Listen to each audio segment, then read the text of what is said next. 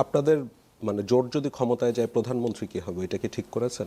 না, এটা চূড়ান্ত করা হয়নি।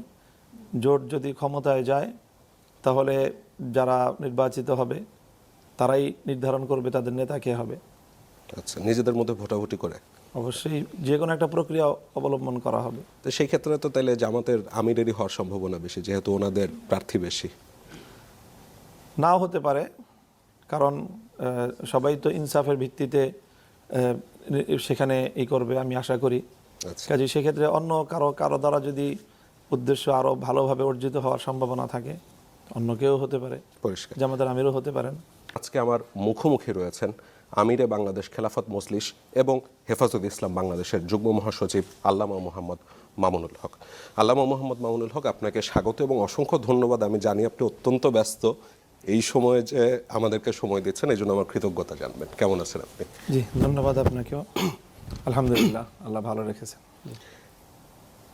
জনাব মামুনুল হক, শুরুতে আপনার রাজনৈতিক আদর্শটা বুঝে তারপর আলোচনাটা করতে যাচ্ছিলাম। তা আমি আপনাদের যে ওয়েবসাইট আছে বাংলাদেশ খেলাফত মজলিস, সেখানে আমি দেখলাম আপনাদের দলটি 1989 সালে তৈরি এবং সেখানে ইতিহাস ও ঐতিহ্যতে লেখা আছে যে ইসলামী সমাজ ব্যবস্থার অনুপস্থিতিতে সৃষ্ট নৈরাজ্য হতাশার বিপরীতে বাংলার জমিনে আল্লাহর খেলাফত প্রতিষ্ঠার এক আপোষহীন আন্দোলন গড়ে তোলার লক্ষ্যে এই দলটির পথ চলা শুরু হয়, যার আদর্শ এবং উদ্দেশ্যতে আছে আল্লাহর সন্তুষ্টি লাভের উদ্দেশ্যে দুনিয়া এবং আখিরাতের মুক্তি ও প্রকৃত কল্যাণ লাভের উপায় হিসেবে বাংলাদেশ খেলাফত মজলিস প্রচলিত অনইসলামী সমাজ ব্যবস্থার আমূল পরিবর্তন সাধন করে কুরআন ও সুন্নার ভিত্তিতে এবং খেলাফতের রাশেদে মানে খুলাফায়ে রাশেদিনের দৃষ্টান্তের অনুসরণে প্রথমে বাংলাদেশে একটি ইসলামী সমাজ ও রাষ্ট্র ব্যবস্থা তথা আল্লাহর খেলাফত প্রতিষ্ঠা এবং চূড়ান্ত পর্যায়ে সমগ্র দুনিয়া আল্লাহর খেলাফত প্রতিষ্ঠার পথ প্রশস্ত করতে চায়।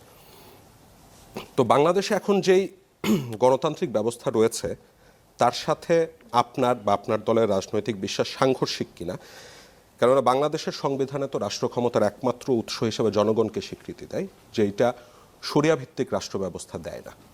তাহলে কিভাবে রাজনীতিটা আপনারা করবেন বা করছেন?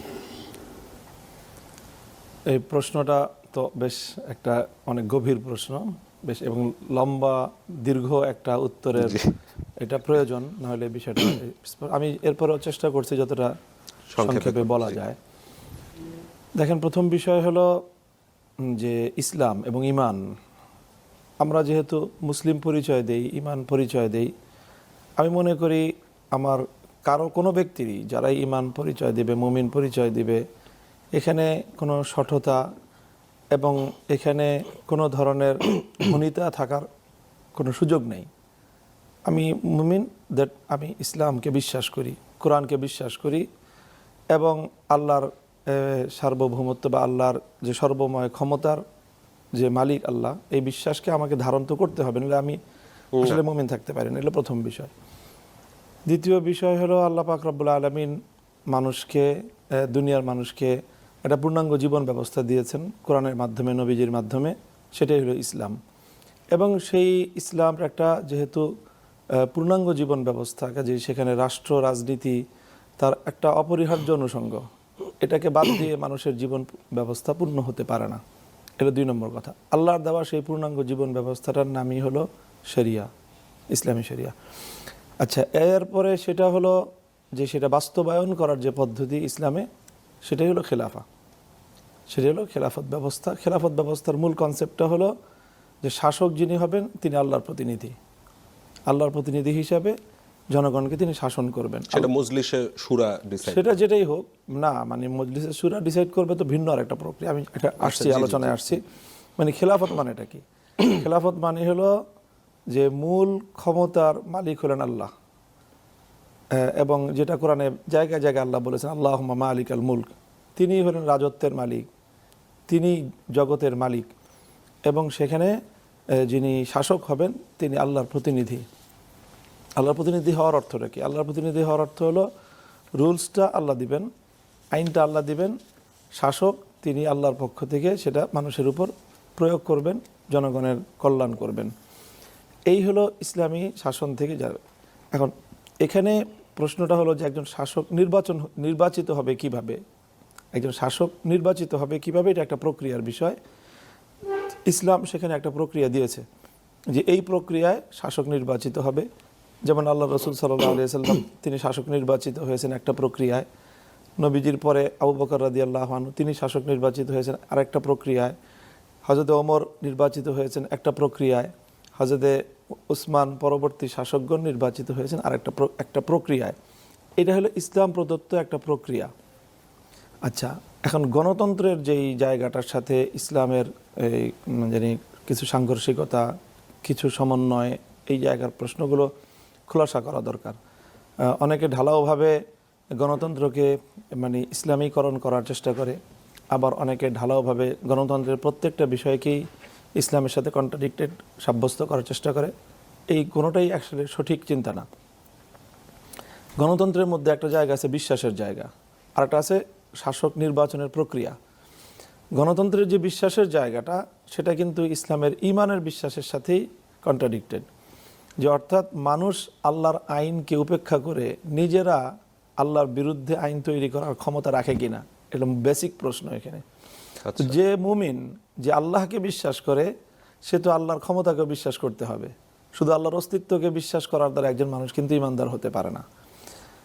আল্লাহকে বিশ্বাস করার অর্থ হলো আল্লাহর ক্ষমতাকেও বিশ্বাস করা, অর্থাৎ আল্লাহকে চ্যালেঞ্জ করার ক্ষমতা পৃথিবীর কোনো মানুষ রাখে না। এই বিশ্বাস না করলে কোনো মানুষ ইমানদার মুমিন মুসলিম হতে পারে না।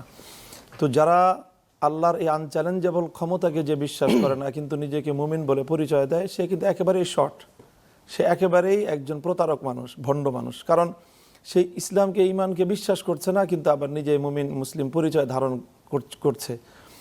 তো কাজেই প্রথম কথা হলো, বিশ্বাসের জায়গাটা থেকে যদি একজন মুমিন নিজেকে মুমিন বলে দাবি করে, মুসলিম বলে দাবি করে, তাহলে তাকে এই জায়গাটা বিশ্বাস করতেই হবে যে আল্লাহ যে আইন তৈরি করার যে আল্লাহর যে ক্ষমতা, সেই ক্ষমতা আনচ্যালেঞ্জেবল, অন্য কেউ এটাকে চ্যালেঞ্জ করতে পারবে না, এবং আল্লাহর আইনের বিপরীত কোনো আইন তৈরি করতে পারবে না।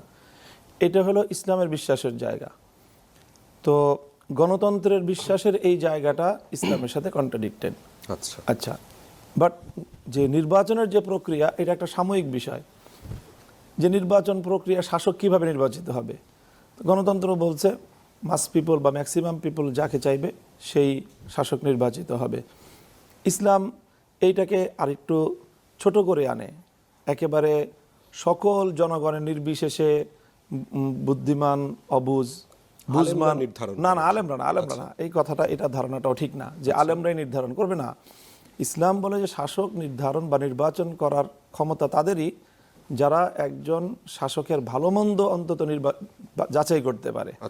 এই জাতীয় কিছু ক্রাইটেরিয়ার ভিত্তিতে, মানে ন্যূনতম সেই নলেজটা থাকতে হবে, ন্যূনতম তার নলেজটা থাকতে হবে, ন্যূনতম তার মধ্যে সেই আমানতদারি থাকতে হবে।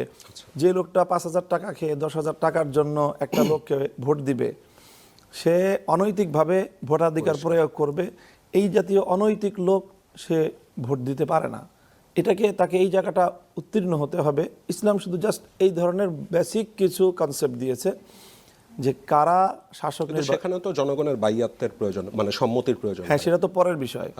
আগে শাসক নির্বাচিত হবে, শাসক ঘোষিত হবে, এরপর জনগণ প্রত্যেক, যখন শাসক নির্বাচনটা বৈধ হয়ে যাবে ইসলামের দৃষ্টিতে, তখন জনগণ তাকে বায়াত দিতে বাধ্য।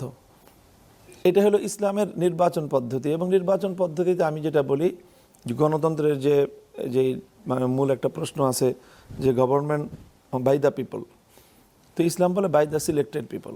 জাস্ট শুধু এতটুকু পরিষ্কার, যে সকলের দ্বারা না, মানে যে যারা ন্যূনতম নৈতিকতার মানে এবং ন্যূনতম জ্ঞান যারা আছে, যে একজন ভালো শাসককে খারাপ শাসক থেকে, ভালো মানুষকে খারাপ মানুষ থেকে পার্থক্য যে করতে পারে, সে ভোটাধিকার প্রয়োগ করবে। তো এই জায়গাটায় কিন্তু গণতন্ত্রের সাথে যে ইসলামের যে পার্থক্যটা, সেটা কিন্তু কোনো বিশ্বাসের পার্থক্য না, সেটা একটা প্রক্রিয়ার পার্থক্য। তো কাজেই আমরা যেটা মনে করি যে যেহেতু বর্তমানে বাংলাদেশে ইসলামিক পদ্ধতি কার্যকর নেই, এখন যে পদ্ধতিটা কার্যকর আছে, এই পদ্ধতিটাকে আমরা অনুসরণ করতে বাধ্য প্রসেসের কারণে। কাজেই আমরা যেই পদ্ধতিতে অনুসরণ করতে আমরা এখন বাধ্য, সেটার মধ্য থেকে আমরা চেষ্টা করছি যেন আমাদের বিশ্বাসের জায়গাটা, আমরা যেটা বিশ্বাস করি সেটা যেন প্রতিষ্ঠা করতে পারি। অনেকের আসলে প্রশ্ন আপনাদেরকে নিয়ে যে আপনারা ক্ষমতায় গেলে কি কি করবেন। যেমন ইসলামে তো বাদ্যযন্ত্র সহ গান বাজনা নিষিদ্ধ রয়েছে। তো যারা সেই রকমের কাজ করে জীবিকা নির্বাহ করেন, যারা সিনেমা নাটকে অভিনয় করেন, যারা রবীন্দ্রসঙ্গীত গেয়ে, নজরুল সঙ্গীত গেয়ে জীবিকা নির্বাহ করেন, যারা পহেলা বৈশাখ উদযাপন করেন যেখানে ভাস্কর্য রয়েছে, যে ভাস্কর্যের ব্যাপারে ইসলামের বিধিনিষেধ রয়েছে, কিংবা যেই নারী ধরেন ওয়েস্টার্ন ড্রেস পরে রাস্তায় বের হয়, তাদের ক্ষেত্রে আপনারা কি করবেন? দেখেন, ইসলাম এমন একটা সমাজ ব্যবস্থা দেয় যেখানে হুট করেই যে কোনো বিধান বাস্তবায়ন করার বিষয় না। ইসলাম প্রত্যেকটা বিধানকে যেরকম দিয়েছে সেই বিধান বাস্তবায়ন করার পদ্ধতি সেটাও দিয়েছে ইসলাম। যেরকম ধরেন ইসলামে মদ্যপান করা হারাম, কিন্তু এই মদ্যপান করাটাকে একদিনে ইসলাম হারাম করেনি।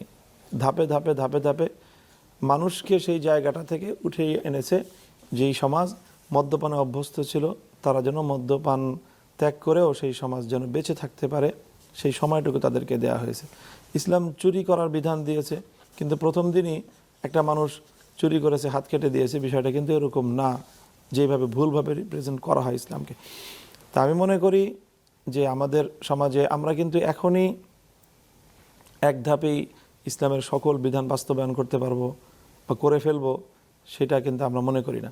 আমরা মনে করি আগে তো আমাকে প্রত্যেকটা মানুষকে যেখানে যেই জায়গাটায় সে এখন কাজ করছে সেই জায়গা থেকে তাকে ইসলামের আদর্শের দিকে তাকে অনুপ্রাণিত করতে হবে, উৎসাহিত করতে হবে, উদ্বুদ্ধ করতে হবে, এবং প্রত্যেকের জন্য অল্টারনেটিভ সোর্স আমাকে সৃষ্টি করতে হবে রাষ্ট্রকে, এবং সেই সকল সোর্স সৃষ্টি করে তারপরে যতটুকু জায়গায় রাষ্ট্রীয় শক্তি প্রয়োগ করার সুযোগ আছে ততটুকু জায়গায় রাষ্ট্র বিধিনিষেধ আরোপ করবে। আর যেখানে কখনোই রাষ্ট্রকে ইনভলভ বা সেখানে হস্তক্ষেপ করার সুযোগ দেয়নি, সেখানে ইসলাম শুধুমাত্র মানুষকে উৎসাহই দিবে, সেখানে কখনোই আইন প্রয়োগ করবে না। এগুলো ধাপে ধাপে সবই বাস্তবায়ন। আমরা মনে করি না যে ইসলাম অপ্রয়োগযোগ্য কোনো ব্যবস্থা। আমরা মনে করি যে ইসলাম সম্পূর্ণই সকল ক্ষেত্রে, সব পরিবেশে, সব জায়গাতে, সব জাতির উপরই প্রয়োগযোগ্য এবং সবচেয়ে আধুনিক জীবন ব্যবস্থার নাম হলো ইসলাম। আমি হাইপোথেটিক্যালি একটু জিজ্ঞাসা করি, আপনি হেদায়েতের ডাক দিলেন, তাদেরকে ইসলামের পথে আনার চেষ্টা করলেন, পূর্ণাঙ্গ ইসলামী জীবন ব্যবস্থার প্রতি তাদেরকে আহ্বান জানালেন। এখন হেদায়েতের মালিক তো আল্লাহ, তাদের হয়তো হেদায়েত হলো না, যে রকম মহানবীও ডাক দিয়েছিলেন হয়নি অনেকে, তখন তারা কোথায় যাবে? না, তারা তখন কি এই রাষ্ট্রে থাকতে পারবে? না, তারা সব কাজ, ব্যক্তিগত সমস্ত কাজের উপর নিষেধাজ্ঞা আরোপ করা হয় না। আচ্ছা, যেই কাজের দ্বারা সমাজ মানে এফেক্টেড হয় সেই কাজগুলোকেও প্রকাশ্য রূপে করতে নিষেধ করা হয়। কোনো ব্যক্তি যদি তার ব্যক্তিগত ক্ষেত্রে এমন কিছু কাজ করে যেটা আল্লাহ নবী বলেছেন যে প্রত্যেক মানুষের ঘরে ঘরে গিয়ে তদন্ত করে, অথবা প্রত্যেক মানুষের অন্তরের মধ্যে কি আছে সেই জায়গা পর্যন্ত মানুষের অন্তর থেকে তার অবস্থা বের করে এনে বিচার করার দায়িত্ব তো আমার না। আমার দায়িত্ব হলো ওভারঅল সমাজটাকে একটা সুন্দর পরিবেশ রক্ষা করা, সেটাই। এখন কোনো নারী যদি ওয়েস্টার্ন ড্রেস পরে পাবলিক স্পেসে যেতে চায়, সে কি করবে? না, তাকে ইসলামের যে ড্রেস কোড আছে সেই ড্রেস কোড অনুসরণ করতে তাকে উৎসাহিত করা হবে। এর চেয়ে বেশি তো ইসলাম বাধ্য করে নাই। আচ্ছা, আপনাদের দলে কি কোনো নারী বা সংখ্যালঘু প্রার্থী আছেন কিনা? না, এই মুহূর্তে আমাদের দলে তো প্রার্থী খুব কম। জি, সংখ্যালঘু প্রার্থীও নাই, নারী প্রার্থীও নাই। কিন্তু ধরেন নারীরা বাংলাদেশের প্রায় অর্ধেক, তো একটা বিশাল বড় জনগোষ্ঠীকে আপনারা বাদ রাখছেন না? আমরা বাদ রাখছি না, আমাদের নারীদের নেতৃত্বের জায়গাটা আমরা ভিন্নভাবে চিন্তা করি। মানে আপনারা কি নারীদের নেতৃত্বে বিশ্বাস করেন কিনা? নারীদের নেতৃত্বে দুইটা প্রশ্ন, একটা হলো নারীর মূল নেতৃত্বে, ধরেন এমপি হতে পারবে কিনা? হ্যাঁ, এমপি হতে পারবে। আচ্ছা, এমপি হতে পারবে। এমপি হওয়া মানে হলো ফুল যে পরামর্শ বডির একজন মেম্বার হওয়া। তো পরামর্শ বডির মেম্বার নারী হওয়ার মধ্যে কোনো আপত্তি ইসলামের নেই। আচ্ছা, পরিষ্কার। এই শরিয়া ভিত্তিক রাষ্ট্র ব্যবস্থা প্রবর্তন করা, এইটা তো ফরজে কিফায়া। ফরজে কিফায়া আর ফরজে আইনের যে পার্থক্যটা, জি, সেটা কি? সেটা হলো যে কোনো একটা বিষয় যখন ফরজ হয় তখন কিছু বিষয় আছে যেটা ফরজে কিফায়া। ফরজে কিফায়ার অর্থ হলো গোষ্ঠীগতভাবে না, ফরজে কিফায়ার অর্থ হলো যেই কাজটা যতগুলি মানুষ মিলে করলে হয়ে যায়, সেই পরিমাণ মানুষ যদি সেটাতে পার্টিসিপেট করে তাহলে আদায় হয়ে যাবে। আর সেই পরিমাণ মানুষ এটাতে পার্টিসিপেট করার আগ পর্যন্ত সবার জন্য এটা ফরজে আইন থাকে। যেমন ধরেন জানাজার নামাজ, এটা হলো একটা খুব সহজ উদাহরণ ফরজে কিফায়ার। জানাজার নামাজে জামাতের সাথে জামাত নামাজটা পড়তে হবে। দ্যাট মিন্স মিনিমাম 3 জন মানুষ জানাজায় শরীক হইতে হবে একজন মানুষ যদি মারা যায়। এখন যদি 3 জন মানুষ না হয় তিনজন মানুষ যদি না হয়, আর যদি এই লোকটাকে যদি এভাবেই জানাজা না পড়ে দাফন করা হয়, যে তিনজন মানুষও তার জানাজা পড়েনি, এটা কিন্তু ফরজে কেফায়া। কিন্তু যখন তার জানাজাটা পড়া হলো না, এই যে ফরজটা যে তরক হলো, এর গুনাহটা কিন্তু সবার হবে, ওই গোষ্ঠীর সবার। এরকম না যে এটা তো তিনজনের উপর ফরজ ছিল, তো এখন গুনাহটা 10,000 মানুষের হবে কেন, পাপটা 10,000 মানুষের হবে কেন? কিন্তু তিনজন মানুষ তো হয় নাই, তো এই তিনজন মানুষকে তো ইসলাম নির্ধারণ করে নাই যে ওই তিনজনের উপর ফরজ। এই 10,000 থেকে যে কোনো তিনজন যদি আদায় করে, তাহলে বাকি 9,997 জন পরিত্রাণ পাবে। কিন্তু যদি কোনো তিনজন আদায় না করে, তাহলে 10,000 মানুষ সবাই সমান হারে গুনাহগার হবে। তো যেটাই ফরজে কিফায়া হয়, শরিয়া আইন বাস্তবায়ন করা, ইসলামী রাষ্ট্র প্রতিষ্ঠা করা ফরজে কিফায়া ধরে নিলাম। ফরজে কিফায়ার জন্য যে কোনো প্রক্রিয়া থাকবে, সেই প্রক্রিয়ার মাধ্যমে যতক্ষণ পর্যন্ত ফরজে কিফায়াটা বাস্তবায়িত না হচ্ছে, সকল মুসলিমরাই তখন সেটার জন্য দায়ী থাকবে। পরিষ্কার। আমি এই ইসলামী শাসন ব্যবস্থা নিয়ে পরবর্তীতে আবার প্রশ্ন করব। একটু বর্তমান রাজনীতিতে চলে আসতে যাচ্ছিলাম। আসন সমঝোতার চেষ্টা করছে জামাত, আপনাদের সাথেও করছে, ইসলামী আন্দোলনের সাথেও করছে, এনসিপির সাথেও করছে। আবার এর মধ্যে শোনা যাচ্ছে যে ইসলামী আন্দোলনের মনোপুত হচ্ছে না, আপনাদের সাথেও সম্ভবত নেগোসিয়েশন এখনো শেষ হয়নি। কোন পর্যায়ে এখন আছে? এবং ধরেন আপনারা সাপোজ হাইপোথেটিক্যালি ধরে নিচ্ছে আপনারা 30টা বা 35টা আসন চাইলেন, জামাত বলল না আমরা 15টার বেশি দিতে পারবো না, তখন আপনারা কি করবেন? আমি প্রথমে আপনাকে একটা কারেকশন দিচ্ছি, সেটা হলো জামাত চাচ্ছে বিষয়টা আদৌ এমন না। এখানে শুধু জামাতের চাওয়ার বিষয় না, আমরা বারবার এটা পরিষ্কার করছি যে এখানে আমরা তো কোনো জোট করছি না, আমরা একটা নির্বাচনী সমঝোতা করছি। এই নির্বাচনী সমঝোতায় কোনো একক ব্যক্তির নেতৃত্ব বা কোনো দলের নেতৃত্ব এখানে সেভাবে প্রতিষ্ঠিত না।